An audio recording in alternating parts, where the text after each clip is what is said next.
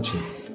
Nosotros como maestros en formación y como maestros en ejercicio de nuestra profesión debemos pues claramente conocer las didácticas de las diferentes didácticas de la lectura, y entre una de estas estrategias está la internet, la estrategia de la lectura dentro del internet. Vamos a hacer un breve recorrido por la parte histórica. El internet pues desde su creación se ha usado lógicamente para acceder a la información, pero primero era de uso militar, y antes el problema era la carencia pues de la información, y ahora es el exceso, la cantidad de información que tenemos y la dificultad para acceder a ella, tanto así que ahora se ha acuñado el término infoxicación para referirse pues a toda aquella información que encontramos en internet y que en vez de hacernos un bien nos puede intoxicar. Ahora, hablando del internet como estrategia de lectura, es asumirla como un texto que también es posible leer. Podríamos, pues, según nuestra acción e intención como lectores, ser lectores inconscientes o lectores conscientes. Inconsciente si lo único que nos interesa pues es la información por sí misma, sin importar la fuente del autor o la confiabilidad de dicha información. El lector inconsciente, por ejemplo, al realizar una búsqueda, uno encuentra alrededor de 254 millones de resultados en tan solo 0.47 segundos. Este lector inconsciente pues tomará el primer resultado, lo copiará, lo pegará sin reparar pues en los aspectos importantes como el autor, la fuente, la confiabilidad de la información, entre otros aspectos. El lector consciente, en cambio, tiene la capacidad de adaptar esa lectura al contexto de acuerdo a unas intenciones y circunstancias de la lectura específica, y distinguir las diferencias textuales, identificar las ideologías, contrastar fuentes, tomar posición frente a lo que se lee y construir interpretaciones sociales y dialógicas y hacer construcciones discursivas propias a partir pues, de lo leído. El lector consciente también explora diversos resultados, los evalúa, se fija quiénes son los autores, examina la fecha de publicación, la fuente, para validar la confiabilidad de dicha información. Es decir, pues que un lector consciente puede llevar a cabo una lectura crítica de la información encontrada y decide con cuál quedarse. Bueno, ahora les voy a hablar de las competencias específicas del lector consciente. Y estas son: identificar la necesidad de información. Pues necesitamos una información específica para responder a una tarea o un interés por el conocimiento. Utilizar motores de búsqueda. Es necesario aplicar las competencias tecnológicas, tener conocimiento de base de datos institucionales que nos puedan ofrecer información confiable y actualizada, diferenciar dominios tales como .com, .org, .edu y algunos otros.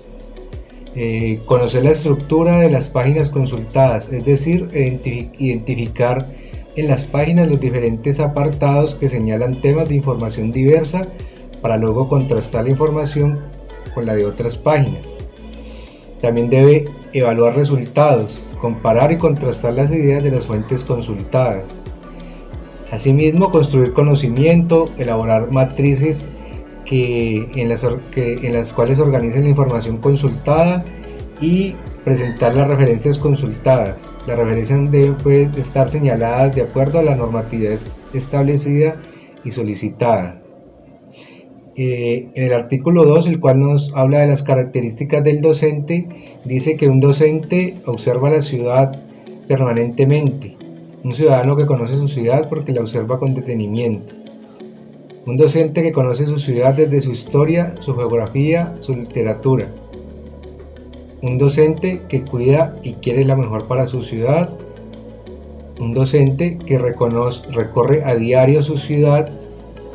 y un docente que enseña a leer críticamente la ciudad como un libro siempre abierto. Para el tema que estamos desarrollando es importante explicar lo que entiende el magisterio en Colombia por lectura crítica. Para ello hay que decir que hay un primer nivel de lectura según el magisterio, que es el nivel de lectura literal. Un segundo nivel, que es el inferencial, en el cual debemos relacionar las partes de un texto y por lo tanto se genera la comprensión. Y en un tercer nivel, el nivel de lectura crítica, o que en la categoría que estamos usando según la didáctica de la lectura, conocemos como el lector consciente. Esta lectura crítica, según el magisterio, y es la que se pide desarrollar en las pruebas ICFES cada año, es una reflexión de los contenidos del texto donde se puede evidenciar la validez y la veracidad del contenido que se lee, también donde se pueden reconocer las estrategias discursivas para ver la intencionalidad y desarrollar algunas ideas según el propio juicio y relacionar contenidos que no están dentro del texto. Esto nos ayuda a reconocer algunas prácticas innovadoras en el campo de la lectura, de la didáctica de la lectura dentro de Colombia. Entre ellas tenemos una que es una secuencia didáctica que atiende prácticas diferenciadas de lectura crítica dentro de una misma sociedad, con la que se cuentan 4 fases. Una primera fase que es de la exploración o conocimiento, donde los estudiantes deben desarrollar el cuadrante o el mapa de la ciudad que se vaya a estudiar. Una segunda fase que es teórica, donde se ven rasgos generales de todo este cuadrante.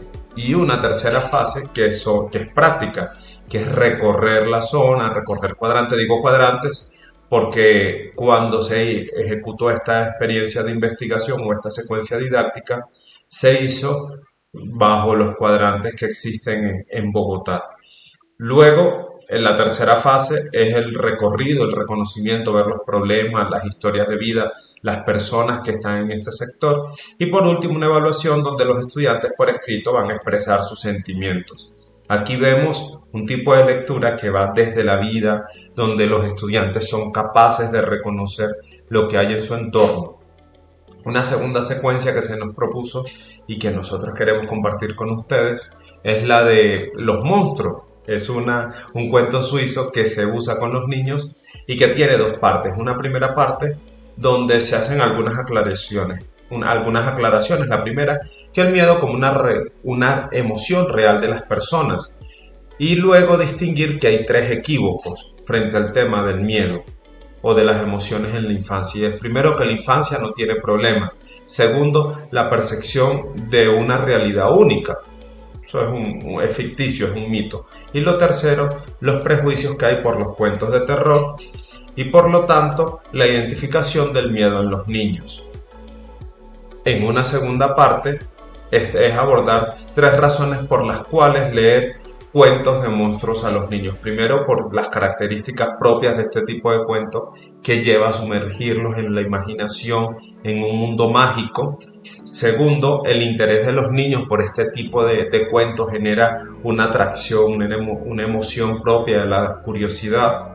Y tercero, los cuentos de monstruos ayudan a los niños a superar sus miedos mediante los personajes que allí están.